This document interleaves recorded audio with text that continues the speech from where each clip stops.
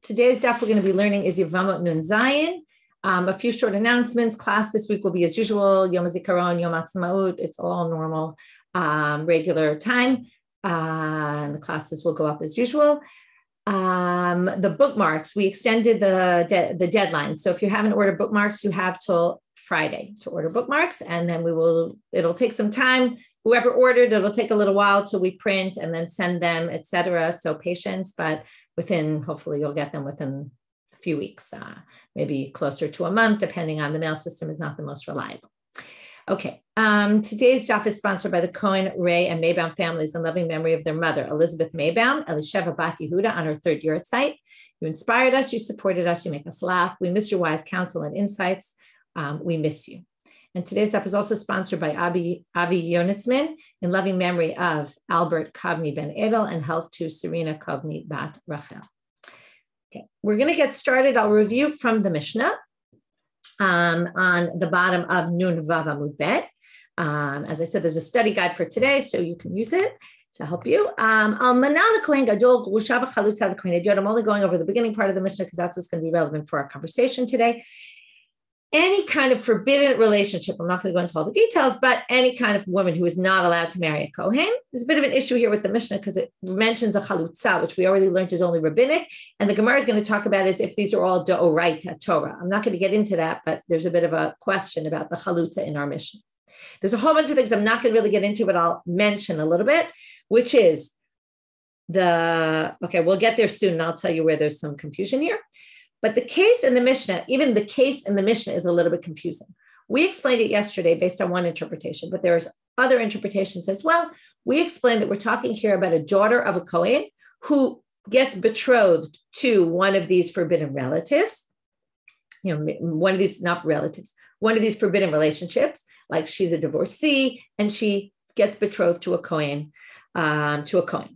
So, mina erusin lo yochlu betruma, Rabbi Lazar, Rabbi Shimon machshavim. So there's a machloket between Tanakama, which we said in the Gemara already we understood as Rabbi Meir, and Rabbi Lazar and Rabbi Shimon, whether kiddushin itself is enough to make her not allowed to eat truma anymore. Now, if we say we're talking about a bat kohen, then we're talking about that she used to eat truma and now she's disqualified. Remember, anyone who does some sort of forbidden relationship is forbidden from eating truma, right? She's disqualified from kahuna, right? She's disqualified from truma. She also can't marry the kohen, but she's also disqualified from eating truma.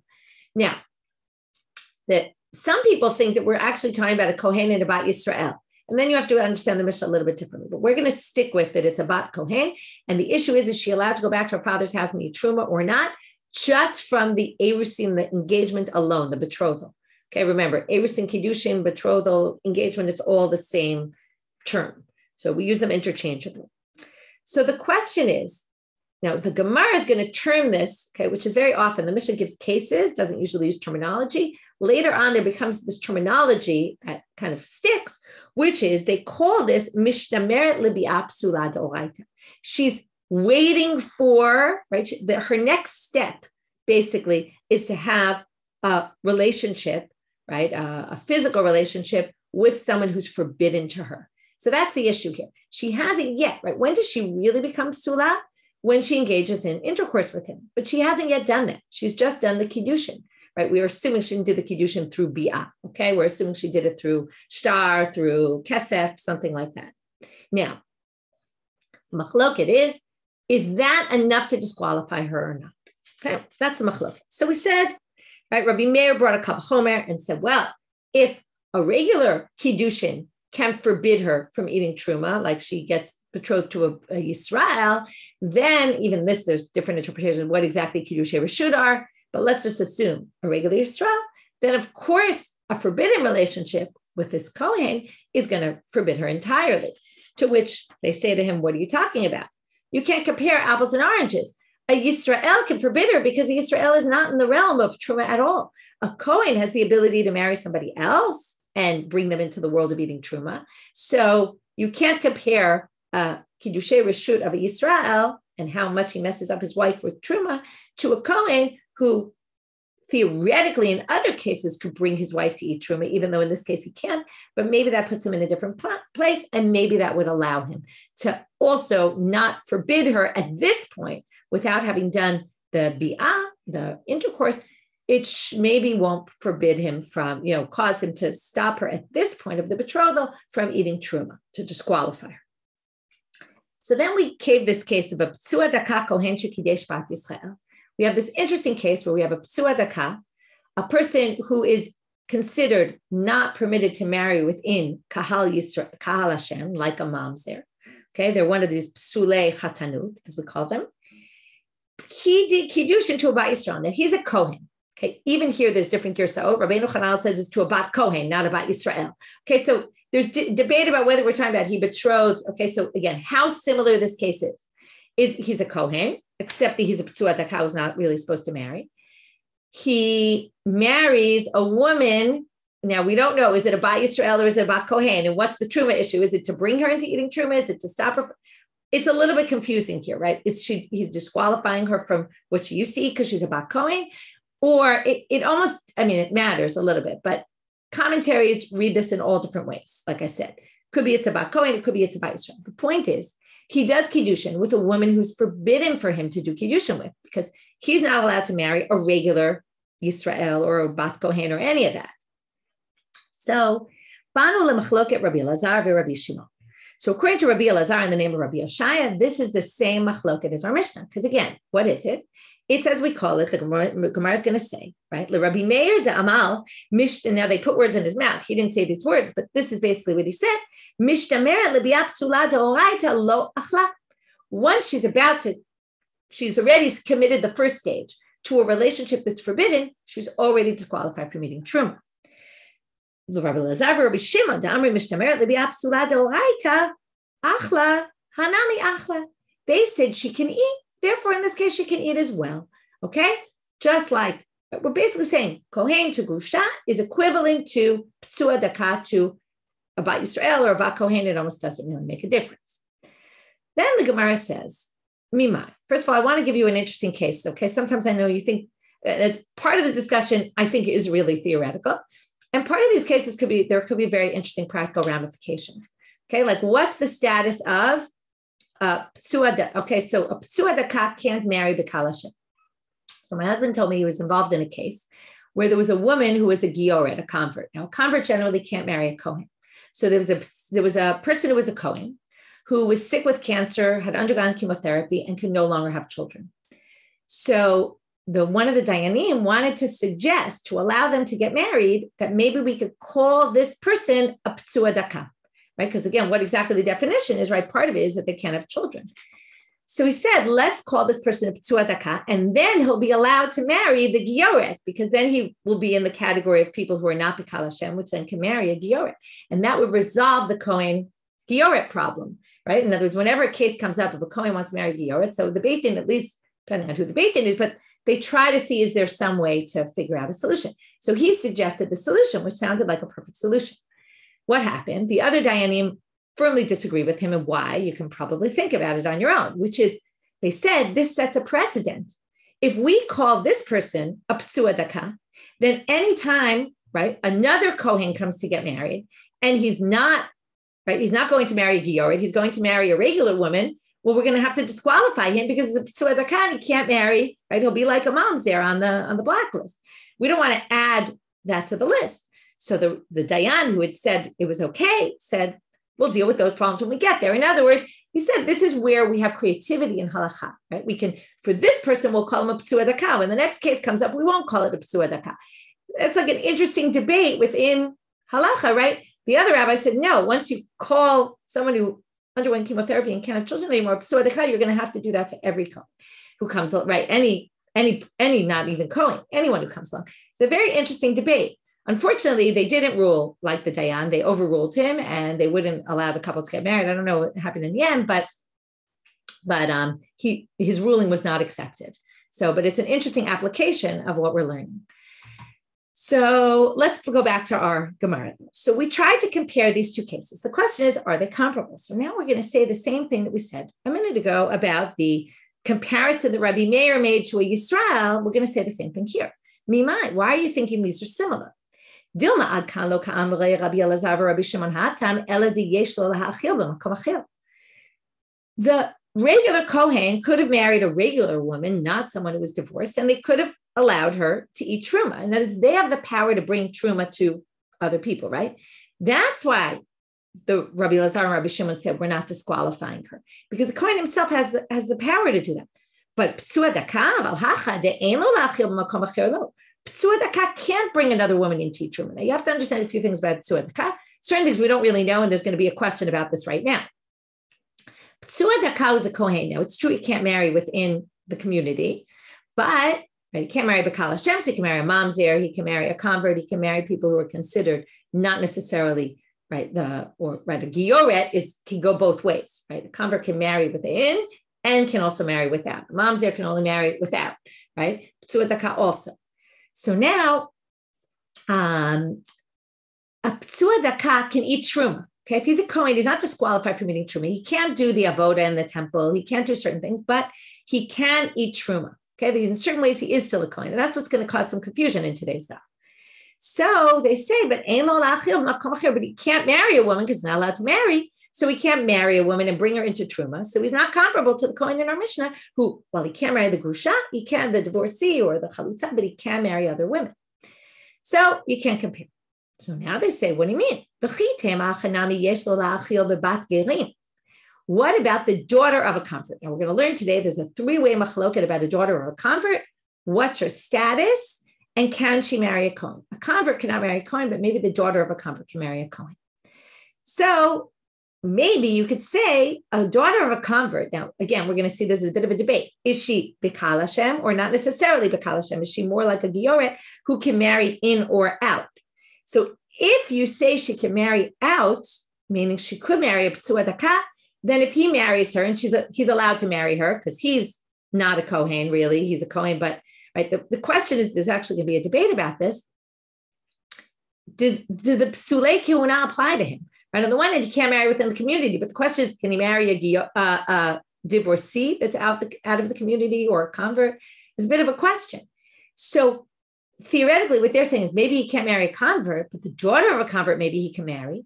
And then he could bring her because she's sort of not B'kal Hashem. She's not psula the kehuna because she's the daughter of a convert. Again, it sort of depends what you hold about her. We'll get to this later more in detail. Right now, we're not going to understand it too well, but later in the daf, they're going to go back to this and explain it much better. So maybe you could say if he married the daughter of converts, he theoretically could have her eat truma, in which case we have a case. But Rabbi Yochanan, Rabbi Oshaya, we don't know for sure whether he can or not. It happens to be a question. Rabbi Yochanan asked Rabbi Oshaya, which we're going to see later. And Rabbi Oshaya didn't know the answer. So we don't really know if he has the power to allow, if he were to marry the daughter of converts, could she end up eating truma? We don't know. So because we don't know that, we can't say that he does for sure have the option. So again, what did we do so far? We tried to compare the case of a patzua daka marrying anyone theoretically, right, about Yisrael or maybe about kohen. Would that be the exact same machloket? Because again, they're mishtameret libiapsula. They're waiting. It's only kiddushin. They're now in waiting to end up doing some forbidden relationship. Does he mess her up for truma or not? Can we compare the cases? Right now, we say no, we can't, because kohen has the capability of bringing someone into the world of truma, and the patzua daka doesn't. Maybe he does by Abaye, we don't really know that, so we can't say that. But now we're going to have a machloket Abaye and Rava. But both of them are going to reject the rejection and basically say patzua daka can be compared to our Mishnah. And then we could say it's the same exact machloket. Why? Because he can feed someone truma. He does have the capability to bring truma to someone. So let's see the two options. Itmar, and then we'll get into why each one didn't agree with the other. Abaye amar, ho'il u'ma'achila below yida'a. This is a case where a man is not yet a patzua daka. He marries a woman. He allows her, he's a kohen, he allows her to eat truma. Then he becomes a patzua daka. At this point, they're not supposed to remain married, but in the event that they remain married and below yida'ah, and they don't engage in relations, because really it's forbidden for them to have relations, they don't engage in relations. That's below yida'ah, right? Yida'ah, like the Torah word. So now they say, since she, right? So now this is a case where he remains married to her and she continues to eat truma. Right? If she were to have relations with him while he's a patzua daka, she can't eat truma anymore. but she's below yida'ah. They're not having relations. So therefore, here's a case where patzua daka can enable a woman to eat truma, right? As long as he stays married to her, she can keep eating truma. So there you have a case where he could theoretically, there is a theoretical case where he could have a woman eating truma, and therefore we could say it's comparable to the Mishnah. Rava Amal, do you remember that we said that the household eats truma? Everyone in the household, including, right, when you have a kohen. So the patzua daka, we already said, can definitely eat truma. So any of his slaves can eat truma as well because of him. So what do you see here? He has the capability to pass on the ability to eat truma to other people. Now, we're talking about slaves, different category, but it's still potentially he could bring. So therefore, we would say it's the same as our Mishnah. So Abaye lo amar Rava, this is pretty easy. Abaye is going to say, I don't agree with you, Rava, because you probably would have said this yourself. Kinyan di ishut mi kinyan di ishut yalfinan. V'lo yalfinan kinyan di ishut mi kinyan di avadim. You're comparing slaves to marriage, right? We want to find that he can enable someone through a marriage relationship to eat truma. That's what we're looking for in our comparison, not for someone who can enable slaves to eat. That's a different type of relationship, right? So therefore, you can't talk about the acquiring of a slave and his ability to pass on truma there to the acquiring of a woman. This, by the way, is going to be helpful when we get to Kiddushin, and I know, right, there's some things on today's stuff that are going to get people upset, and you get upset when you start with Kiddushin, and you say, Hayishan yikneh, the woman is acquired by a man in Kiddushin in 3 ways, and then it says, Ha'evin yikneh, and then Ha'beheman yikneh, and, she seems to be in this category of acquiring slaves, acquiring animals, but clearly they're saying that's not the same kind of kinyan. Yes, it's true. We're calling it a kinyan, but it's not the same type of thing, right? You can't compare, you can't learn from one to the other. So that's why Abaye says, I wouldn't learn it from there. That's a very different type of kinyan. Okay, even though technically it might be done in a similar manner, it's not the same thing. But Rava lo amar Abaye. Why wouldn't Rava say like Abaye? It's a much better explanation that there is some way he can allow his wife to continue eating truma. Well, the key is the word to continue eating truma, right? It's different. She already was eating truma in a way that was permitted, right? So Abaye says shekvar. Rava lo amar Abaye shane hatam shekvar achla. So she was already eating because the marriage was done in a way that he was a perfectly good kohen. Only later did he become a patzua daka. This reminded me, by the way, someone asked a question. I wanted to relate to it in class about the cheresh. Okay, because sometimes I don't explain everything because we've explained it other times, and then I forget that some people, might have just started learning with us now. But the cheresh in yesterday's daf we talked about was a deaf mute, and the question is, why are they considered a person without dat? That was all discussion in the beginning of Chagiga, if you remember. In Chagiga, those who learned Chagiga, those who didn't, we had a whole discussion about it, about these categories of people that the rabbis considered without dat. We talked about whether things would be different today because of modern technology and ways that people can be functional within the community in a very different manner, right? We just have to accept that in those days, they viewed those people as not part of the community, right? And even right, in modern day times, people still view some people like that outside the community. They shouldn't anymore, but certainly if you look back 50 years or 100 years, for sure, they were considered not part of the mainstream community, right? Things are much different nowadays.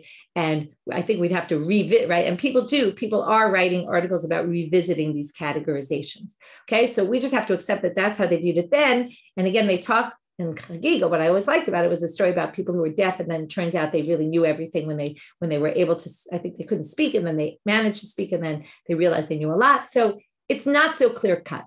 But there are general categorizations of people, and they're in the category of people who don't have dat.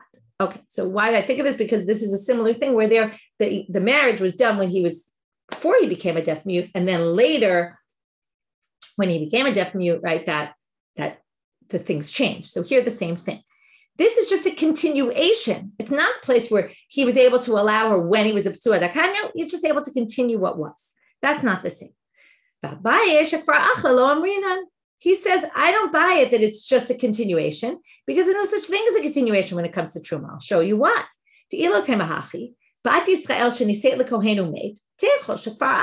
If you think every time a woman can eat truma, she just forever continues, like you're kind of saying, right? There's no new thing going on here once it became a patzua daka that allows her to continue to eat truma, because whenever she starts, she's allowed. That's not true. A woman who marries Yisrael, Bat Yisrael, she's the daughter of a Yisrael. She can't eat truma when she grows up. She marries a kohen, and then the kohen dies. We talked about this already, right? She can't eat truma anymore unless she has children, right? Then it's something different. But assuming she doesn't have children, she can't eat truma anymore once he dies. So what do you see? Kfar achla, if you say she was already permitted, that wouldn't work here, right? It doesn't work for truma. We don't say such a thing. So what does Rava say to that? He says, no. You're comparing two different things. A woman whose husband died, Rava says, hata paka kinyane. They're no longer connected because he died. But here she was married to the patzua daka, right? And then hacha lo paka kinyane. Here, the kinyan didn't disappear, right? She's still connected to him. That's why she continues to eat. Because once connected to a man, as long as you're still connected to him, even if he's now in a different state of patzua daka, that if he had started that way, he wouldn't have allowed you to eat truma. The fact, right? You can still continue. It's just a continuation because they just remain married. So she just continues her current status. Only when they die or divorce, then she goes back to her original thing. And you don't use this shekenacha. And that's why Rava didn't want to use this as an answer, because he says it's just a continuation. It's just continuing on. It's not like his power as a patzua daka can allow her to eat truma. It can't. Okay, and that's why he doesn't accept Abaye. Either which way you look at it, though, Rav and Abaye each brought, even though we brought questions on each one, each of them brought an explanation for why, in the end, how we can compare patzua daka to our Mishnah, and then say that the machloket in the Mishnah about whether kiddushin with a forbidden relationship, right, a kohen gadol and a widow, or a kohen and a grusha, whether erusin is enough to disqualify her from eating truma, would be the same machloket by patzua daka, and again, fill it in by your commentary, either by Yisrael or by kohen, whether you can enable her to eat truma or whether you can disqualify her from eating truma. Okay, does the patzua daka have the power to disqualify truma eating by this woman by kiddushin alone? Again, both of them are where you're waiting for a biapsula, meaning your next stage is going to be in forbidden relationship. Okay, gufa. Now we're going to go back to this question that Rabbi Yochanan asked Rabbi Oshaya, and Rabbi Oshaya didn't have an answer. First, we're going to see the story end of it, like how the whole question and answer transpired or lack of answer. We're going to see like a bit of an interesting story. Then we're going to get into the details of the question and according to which opinion was it said. And we're going to see that there's three different opinions about the daughter of converts. It's a very interesting machloket and her status in terms of kohanim and the status of a patzua daka, who's a kohen, all sorts of interesting things. So gufa. Rabbi Yochanan Rabbi Oshaya. So now we're going to go back into this question that we're just quoting what we saw before. Rabbi Yochanan asked Rabbi Oshaya, patzua daka kohen shenasa bat gerim, ma'u sheyachlena betruma. Patzua daka who marries the daughter of converts, does he enable her to eat truma? So again, this is through marriage. Ishtik v'lo amar le v'lo midi. He was silent and he didn't say a word. Next thing that happens, l'sof, after that, atagav rabba achrina, a different prominent rabbi comes in. Remember, Yochanan was a very prominent rabbi. Next in walks another prominent rabbi, which we'll see in a minute who it was. Ubamine milta achrita, and he asks a different question. We don't know what it is. Upashale, and he answers him. So we have this scene. Rabbi Yochanan comes into Rabbi Oshaya, and Rabbi Oshaya ignores him. Next rabbi comes into Rabbi Oshaya, and Rabbi Oshaya answers him. So, and Manu, just as a side, who was that big rabbi who came in after? Who do you think of when you think of Rabbi Yochanan? Rish Lakish.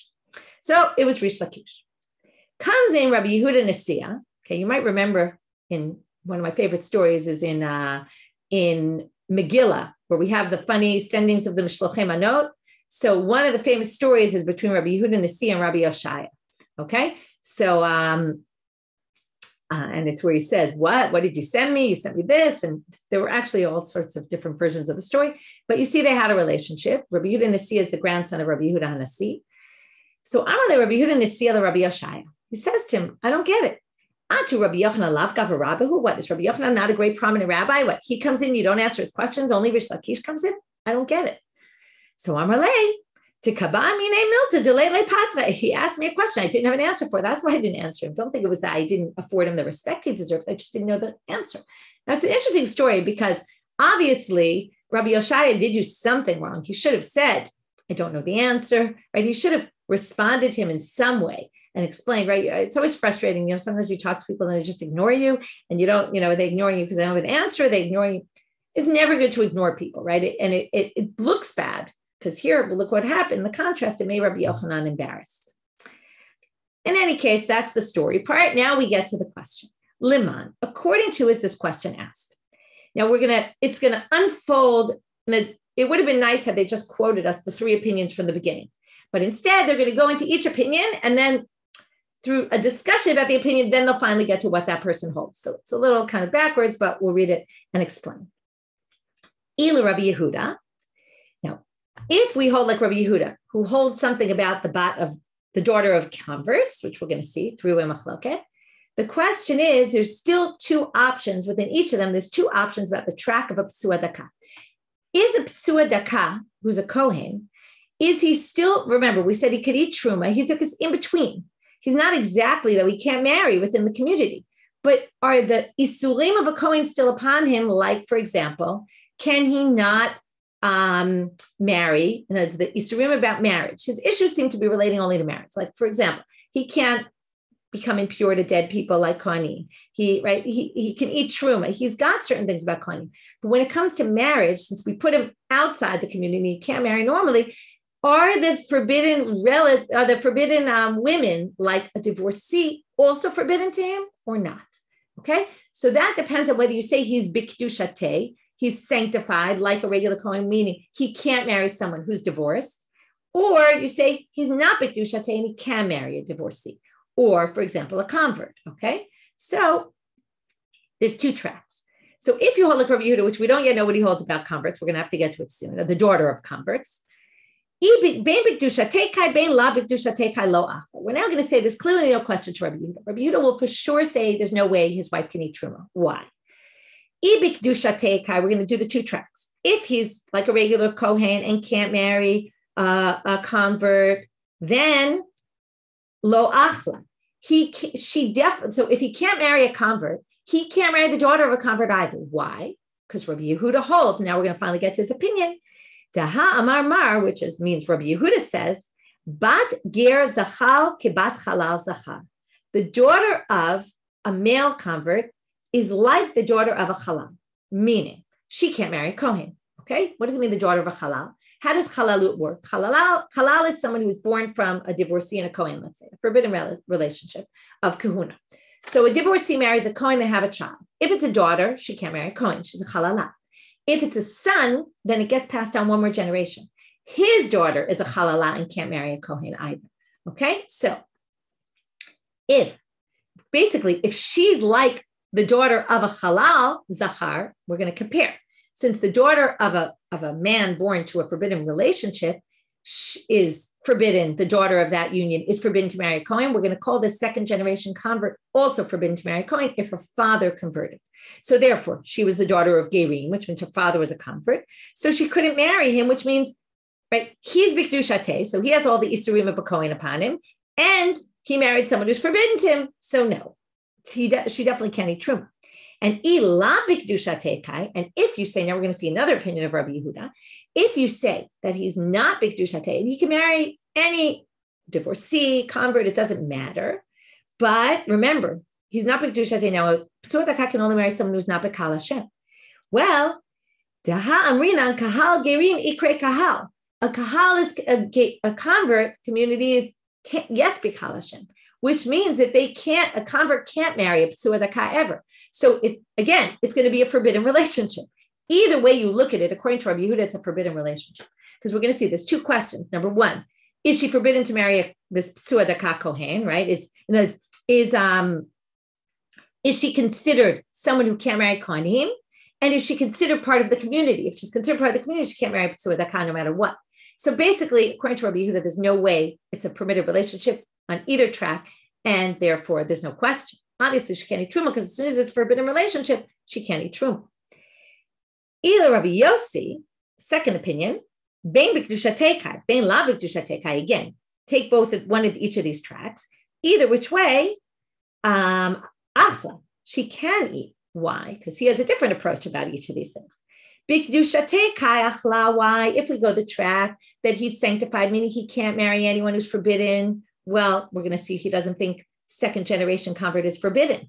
Taha'amar, af ger shenasa gioret, even if both parents are converts. Bitok sheral the kuna, the daughter can marry a kohen without a problem at all. So therefore, it's a great marriage, right? It's fine. Okay, now it's fine because right? He can't marry a convert, but she's not a convert, so he can marry her, and therefore she can eat. If we say he's on the other track, he's not forbidden to marry her. Well, now, even though he permits this second generation convert to marry a kohen, he also, it's actually interesting how these two work together. It's a good question. He says the kahal of gerim, a convert, right, and one who comes from two parents who are converts, are not considered b'kal Hashem, which means she can, right? It means they're kind of considered, they're actually both. They can marry within the community, just right, and they can marry even out of the community, kind of fall into every community. So, in which case, it's a permitted marriage, even if he's right, even if he's not b'kedushat, it's still a permitted marriage. So, no matter what, she can eat truma. So, therefore, the question that Rabbi Oshaya couldn't answer couldn't have been according to either one of these two opinions, because it would be obvious what the answer is. So, therefore, Ela aliba dahaitan, it must be according to this opinion. Ditnan. Rabbi Lezer ben Yaakov Omer, Isha bat gerim lo tinaseh lekuna ad sheteh imam Yisrael. She's the daughter of gerim. This is the opposite of Rabbi Yehuda. If her mother is Jewish by birth and her father is Jewish by conversion, then she's allowed to marry a kohen. But if her mother was a convert, then she can't marry a kohen. So now, Hachi Kame Baile, this was his question. Do we say if her mother is Jewish from birth, kashrut mitos v'ba ve'achla, o dilma kedusha mitos v'ba ve'lo achla? What does it help you that your mother was Jewish from birth if your father's a convert? Does it add on kashrut? It means you're just permitted to marry the kohen, but you're not necessarily considered b'kal Hashem. Or is it kedusha mitos v'ba? You're considered part of kal Hashem as long as your mother is Jewish from birth, and therefore lo achla, you can't marry the patzua daka. So because again, there's two issues here. There's, can you marry a kohen, and are you considered part of kal Hashem? If you can marry a kohen, but you're not considered part of kal Hashem, then great, go marry this patzua daka kohen. It's perfect, right? And then you can eat truma. But if we say no, you're kosher to marry a kohen, but you're right, kedusha mitos v'ba, but you're part of kal Hashem also, right? You're also kasher to kunan. You're also only part of kal Hashem now. If your mother was Jewish from birth, then you can't marry a patzua daka. And then you won't be able to eat truma from this marriage. So that was his question. Okay. And that's why he didn't know the answer. Tashma, now they say, by the way, even though Rabbi Yoshaya didn't have an answer, we found an answer. Ki ata Rabbi Acha brachim midaroma, when he came from the south, ata va'aite matnita biyade, he brought a braita with him that said the following thing. Minayin lepsua daka kohen shenasa bat gerim shema achila betruma. How do you know that she can eat truma? Shenema, he learns it from a pasuk. V'kohen ki ikne nefesh kinyan kaspo yochabo. Kohen, if he purchases someone, again, acquiring, it's not exactly a purchase for a woman. We talked about that earlier today, but that's how they call it. It's she becomes his. Kinyan kaspo, right? She becomes part of his household, and then hu yochabo, that person can eat. So now we learn from here, because it says nefesh. Nefesh seems to be a word that includes kind of everyone. It's going to include an extra person, which is even the daughter of converts. Now we have a special drasha to teach that, yes, she can eat truma. Now the question is, how do we know this answers the question? Because we said it was Rabbi Yehuda who definitely said no. There was Rabbi Yossi who definitely said yes. And then there was Rabbi Lezer ben Yaakov who we weren't sure. So what we have to prove is that this braita is according to Rabbi Lezer ben Yaakov. Braita definitely can't be Rabbi Yehuda, but maybe it's Rabbi Yossi who said she can eat. And then this wouldn't prove anything about his question, because his question was asked according to Rabbi Lezer ben Yaakov's opinion. So the Gemara says, Leman, according to who is this drasha said about? Rabbi Yehuda, of course not, because Hamar ben b'kedusha tekai ben la b'kedusha tekai lo achlan. No matter what, she can't eat truma. V'ila Rabbi Yossi lama likra. He wouldn't need a verse to prove it. It's obvious, because again, it's based on all his other opinions. Hamar ben b'kedusha tekai ben la b'kedusha tekai achlan. No matter what she can eat, you wouldn't need a drasha to say it, and therefore we just proved. Ela lav le Rabbi Lezer ben Yaakov u'shmaminat kashrut itos v'ba achla. What do you see here? It seems clear. She can eat truma. So here you have it. There's your answer to the question. Because if it was only kashrut lekuna, that's what allows her to marry the patzua daka, because she's still considered not necessarily part of kal Hashem, which means she could even marry him, even right, because he's on the outs. She can still marry him, but yet she's permitted, right? He's b'kedusha tekai. She's permitted to marry the kohen, and therefore she gets the rights to eat truma. So we proved that it was Rabbi Lezer ben Yaakov, and we proved that you can eat, and there's an answer to the question that Rabbi Oshaya didn't have an answer to, and neither did Rabbi Yochanan. Okay, now we're going to get into a different machloket, to similar to the Mishnah. In the Mishnah, we talked about kiddushin, right? Remember, we generally talk about two stages of marriages: kiddushin, nisuin. Right? There's the engagement part, the betrothal, and then there's the marriage. But there's really something in between, which is chuppah. Okay, what is chuppah? Okay, first of all, if your Hebrew is good, you can listen to Daf and Shalom, and they have a whole thing about different opinions about chuppah and all that. We'll mention some of them. It's unclear what exactly chuppah is, but chuppah is basically preparation for the real act that consummates the marriage, which is having intercourse, which you obviously don't do at the wedding, right? But you do something at the chuppah that's symbolizing. There's a different opinions about what exactly, well, when you think of chuppah, you think of the chuppah that goes on top of them. So one opinion is the chuppah, according to halacha, is going under a canopy. Okay. Some people think chuppah is going into the room. Some people say it's the bedekin. Some people, it's some sort of thing that connects the couple that shows that they can be together, sort of, okay? Like some sort of action that symbolizes that they will ultimately be having relations and consummating the marriage. But it's not, they are fully married, but it's kind of still missing one last stage. So the question is, now, according to Rashi, we're talking about a case where they skipped the stage of kiddushin. Okay, they didn't do kiddushin. And now we want to know, is chuppah, if you do chuppah, same as our Mishnah, a kohen and a grusha, let's say, a divorcee and a kohen, does chuppah. They didn't do kiddushin because otherwise we'd have the machloket already from before. That was if they did kiddushin. They skipped kiddushin and they just did chuppah, but they didn't yet have relations. So again, the isur is the having relations. They didn't yet do that. So Rav Amar yesh chuppah lipsula. He says chuppah invalidates her at this point from eating truma, right? Let's say she was a bat kohen, she can no longer eat truma, okay? Or if she's a Yisrael, right, when she eventually ends up married, right, she will not be able to eat truma. So anyway, he basically, we're now going to say, so the chuppah itself is enough to disqualify her. Shmuel Amar en chuppah lepsulot. There is no chuppah for psulot, meaning chuppah is not enough to disqualify her yet, not until they have relations. Until they have relations, that's when she becomes disqualified for eating truma. So Amar Shmuel, we're going to have an aside here.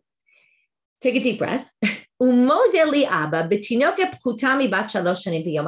something that comes up a lot in the Gemara, and it always, right, from a kind of, I would say, an outsider's perspective, it's always very disturbing. Okay, what we're talking about is a child, a woman, or a girl, a baby, right, a little kid who's 3 and a day, according to halacha, is already considered potential for having sexual relations. Okay, why this is, I don't have an answer. Okay, the rabbis came up with terms, okay, with definitions.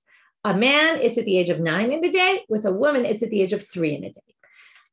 Maybe they did it, again, we can come up with reasons why, we don't really know. Maybe they did it to discourage men from abusing young girls. And it was a way of saying, your bi'ah is bi'ah. And, you know, the whole thing is what is considered the act of intercourse. Is it an act of intercourse if the woman is too young? Right? So the question is, what is too young? And maybe it's a way of discouraging men from taking advantage of young girls. It's possible to see it that way. The way I deal with understand it, with not getting upset about this and saying, what are they talking about? Again, just like most of our Masechet is very theoretical cases. This is and legalistic discussions. These are legal discussions at what age? It doesn't mean that they were having relations with women at that age. And it doesn't mean that they were saying, go betroth a woman as soon as she's 3 in a day, or go do yibum with a woman. No, they're not saying that. What they're saying is, if this were to happen, this is the cutoff point, right? This is where we consider her. She could theoretically, and this is where we say she couldn't theoretically. And then there's all sorts of ramifications, which we're going to see in a minute. But I don't think that it's worth getting worked up about it because, again, I've seen things. For example, there was a rabbi who was giving a shiur about this topic because it's a topic in the Gemara, and then people went crazy. How could these rabbis be talking about these things? And it's you know, misogynist, but it's not. It's in the Gemara, and we're learning it, and it's a legal discussion. It's not meant for anything more than that, really. So anyway, with that, we'll learn this sugya, which is Amar Shmuel, umodeli Abba betinoke pchutami bat 3 shanim b'yom echad, ho'il ve'en la bi'ah en la chuppah. Again, now we have to figure out, what is chuppah? Chuppah is, when Rav says, yesh chuppah l'psulot, it means because chuppah is the stage right before they're going to have relations, so the chuppah is enough already at this stage to say she's disqualified from truma. Comes Shmuel and says, well, you'd agree with me, though, if the chuppah was with a girl that was under 3 and wasn't, potentially couldn't have bi'ah, Okay, again, he has to go back to this 3 because that's the age they defined it. And he's not really saying someone would do this, but he's saying if she's not ru'ya l'biyah, then chuppah is not relevant. Okay, right? It's not something that's going to disqualify her from eating truma because there's no potential for biyah because she's not ru'ya l'biyah. Even if he did somehow have relations with her, it wouldn't be considered relations. Okay, again, it's not like they're saying someone would have relations with her. They're just saying if that were to have happened, it wouldn't be anything. So now, I'm a Rav, af ananami tanina. I'm going to prove what Shmuel just said. And here we're going to get into all sorts of halachot that have to do with this cutoff age, because it all has to do with all sorts of different things that are forbidden for a woman who is potentially of age to be able to have relations. So, bat shalosh shanim b'yom echad mitkadeshet b'bi'ah. This isn't saying go do this. This is just saying if a man would betroth a woman through intercourse and she was anywhere over the age of 3, that would be considered kiddushin. If it was under the age of 3, it wouldn't even be considered kiddushin. Again, don't try to imagine this because they're not. They're just, this is a legal discussion to kind of put out there, right? What's considered when we say kiddushin b'bi'ah? What does bi'ah mean, right? At what age is she ru'ya l'bi'ah? And then there's the real question is why they determined it was the age of 3, and I don't know the answer to that question. Again, the only thing I could think about is maybe it was a way to protect these women from, but I don't know. Bat shalosh shanim b'yom echad mitkadeshet b'bi'ah. So that's number 1. Number 2, in ba'aleha yabam k'na'ah, if a yabam says it would have relations with her, so that would acquire her, even if she's only 4, right? Again, not recommending it, but it would theoretically have worked. Chayavin aleha mishum eshet ish, right? He would have to be over, right? There's a whole discussion about what age he has to be anyway. I don't believe we've seen that yet. We're going to get to it. Chayavin aleha mishum eshet ish. If she was betrothed to someone, let's say, right, that you could imagine parents arranged a marriage when the kids were young, right? And then some man has relations with her. This is where I would say this protects her, right? If she'd had kiddushin, then basically she's an eshet ish. If someone were to do something to her, and he'd be, right, that would be pretty serious. Her husband, anyone who has relations with her, if she's in nida, again, this wouldn't be likely, someone 3 years old, this is where you could clearly prove that she's not, this isn't realistic, this is theoretical because nobody has a period at age 3. If she was in nida and someone has relations with her, then he takes on the status of her in terms of truma. He becomes impure for 7 days. There's one minor difference. I'll try to say it very quickly. She is mitame mishkav. That means anything she sits on becomes not only tameh, but an ava truma, high-level truma. It's a special unique law by a zav and a nida. We've seen this in different times before. But he takes on the same level of truma, but with one minor difference. If he sits on something, right, he's tameh for 7 days like she is. But if he sits on something or lies on something, it will only be like elyon, like something he carries. Something he carries, he can only turn into a rishon, not an avatuma, which is the next level down. So also something he sits on, that's what it means, mitame mishkav tachton, something under him is like an elyon. It's like something he carries, meaning it's only rishon, not an av. Okay, these are just all different ramifications. Nisei lekohen ochelek betruma. If she marries a kohen, again, once she's of that age, she can already eat truma. Ba'aleh acha mikol hapsulin psala. Anyone who's pasul, let's say she's divorced already at that age, again, that's why it's purely theoretical. She's divorced already at that age, well then, and then she's with a kohen, so that would disqualify her. Bat shalosh shanim b'yom. Now, what's the inference that Rava makes to try to prove what Shmuel just said? Bat shalosh shanim b'yom echad hu mepasla b'biyah mepasla b'chuppah. Right? Hapchutami bat shalosh shanim b'yom echad lo mepasla b'biyah lo mepasla b'chuppah. Right? She ba'aleha, she's psula by having relations with him only if she's over 3. If she's under 3, no. So that would be the same then for chuppah. If biyah wouldn't disqualify her, then obviously chuppah wouldn't disqualify her. Last line for today. Third opinion about this. We had yesh chuppah b'psilot according to Rav. We had Shmuel who said en chuppah b'psilot. Now we have Rami Bar Chama who says yesh chuppah b'psilot. That topic, is there chuppah, is there not chuppah? Banu lemachloket Rabbi Meir, Rabbi Elazar, Rabbi Shimon. It's exactly the same as the previous.